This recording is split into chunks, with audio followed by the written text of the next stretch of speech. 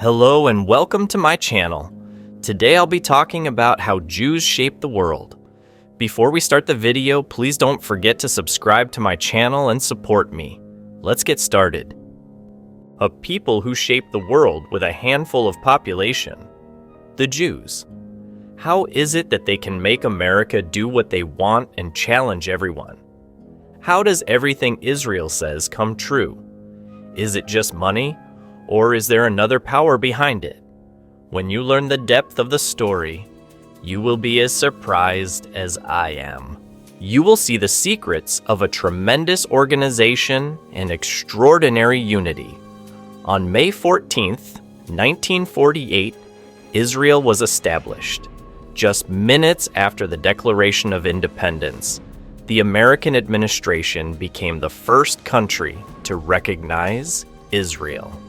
To understand Israel's influence in America, which has reaped the lion's share of the American economy and supported them through thick and thin, we need to rewind the story a bit further. In the 17th century, Jews, who were subjected to severe discrimination in Europe, began to emigrate to America in the hope of living more freely. The untouched resources and great opportunities in the vast American geography opened a door of fortune for the Jews. Here, they successfully pursued banking, jewelry, money lending, and oil businesses, not only enriched themselves, but also gradually enriched their relatives who remained in Europe through partnerships. They also had another advantage because in America at that time, Hebrew, the language of the Jews, was considered a popular intellectual and sacred language among universities and the elite class.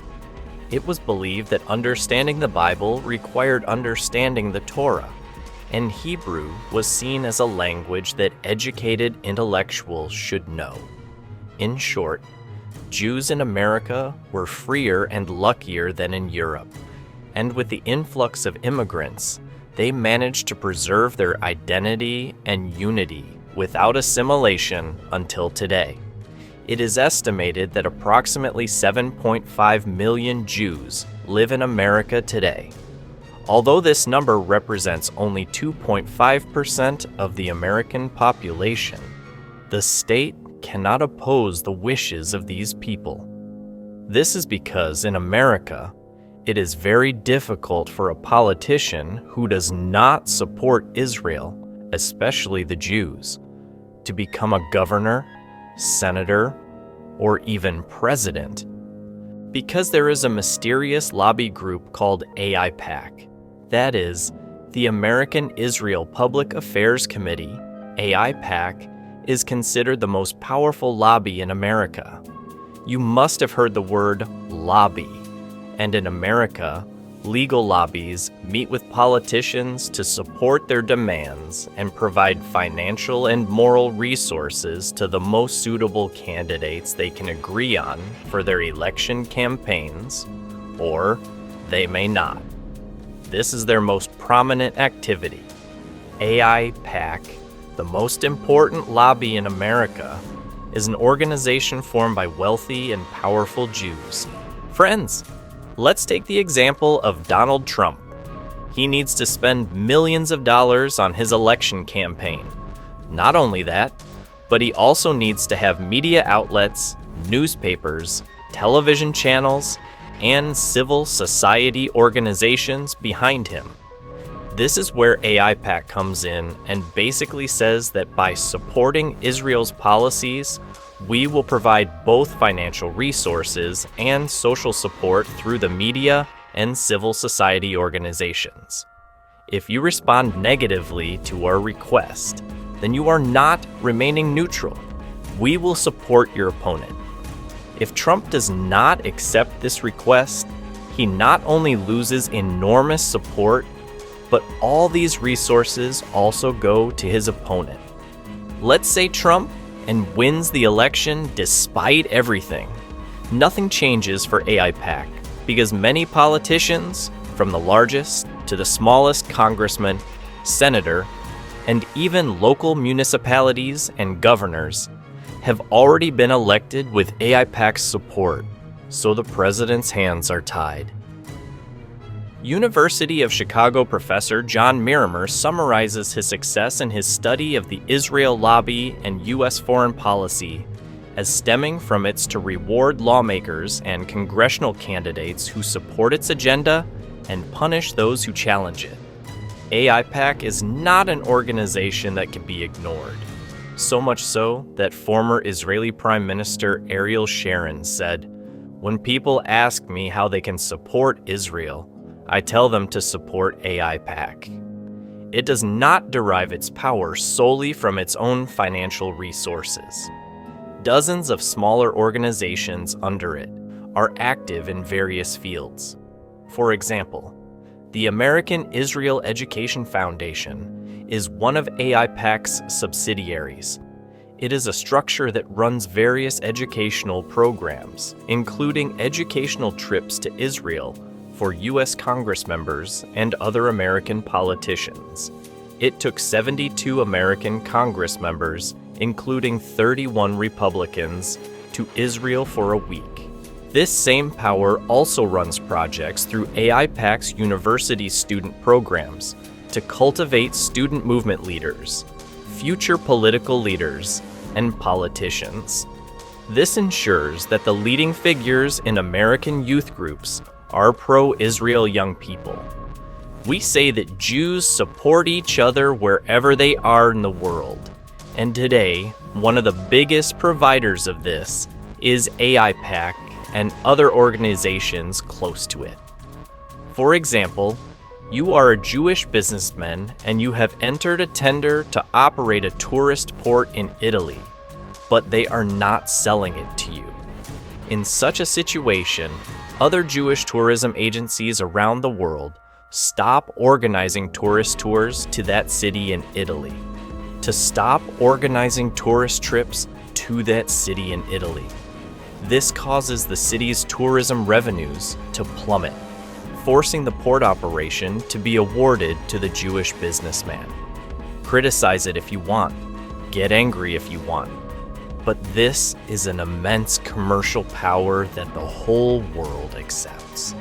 Or, if you are someone who owns a technology company and wants to enter the American market, the first thing you will do is do business with Jewish companies like yourself there. Don't underestimate it. There are 650 Israeli technology companies operating in the United States alone. And this is just one example from one sector. This is one of the contributions of the AIPAC philosophy to Israel at this point. Thanks to this, you can be sure that the United States, the country from which Israel derives the most income today, will always support Israel and the Jews. Because there is another very important element in our story, evangelicals. It is estimated that there are between 80 and 100 million evangelical Christians living in the United States. Evangelism, a branch of Christianity, is a religious approach that emerged within the Protestant denomination, and some evangelicals believe that certain verses in the Bible predict the reestablishment of Israel and the return of the Jewish people to the Holy Land. Therefore, Israel's existence is part of God's plan for them. They also believe that Christianity has its roots in Judaism and that Jesus was a Jew. For this reason, they feel a closeness to the Jewish people and culture, and according to prophecy, Israel had an important role before Jesus' second coming. Therefore, Israel's existence and security are of great importance to evangelicals, and apart from the power of the Jewish lobby, the influence of evangelicals, whose numbers are approaching 100 million, in American elections also greatly shapes the country's politics. Here, the relationship between America and the Jews is a complex web of intertwined aspects, and these two peoples, whose interests converge at a common point in the natural flow of life, are now so tightly bound together that they cannot be separated. So, what would happen if the American-Jewish alliance were to break down despite everything?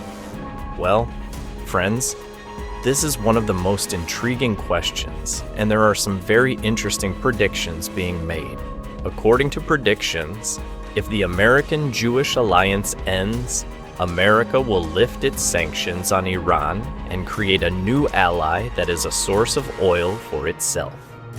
By escaping the embargoes and gaining American support in the international arena, Iran will maximize its power in the region and become a major threat to Turkey and Israel. However, in such a scenario, the U.S. could face a serious economic threat as a significant portion of Jewish capital would leave the country. Israel, having lost its protector, would be forced to find new allies in order to avoid being wiped out by the Arab population in the region and to avoid facing the Iranian threat. Potential allies could include one or more of the three major powers, Russia, China, and the United Kingdom, which could result in a shift in the balance of power in the Middle East and the formation of a new East-West bloc. This possibility would bring forth new countries enriched by international Jewish capital, while also opening the door to major wars in the Middle East.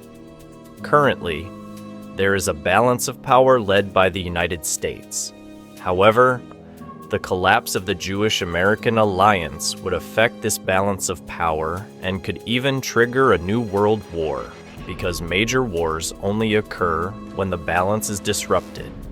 This is a historical fact. Nevertheless, although the breakdown of the Jewish-American alliance is a possibility, it is a very remote one. In fact, we can say this clearly. As long as the world does not turn upside down, this friendship will never end. America will continue to listen to the Jews, and the world will continue to follow the powerful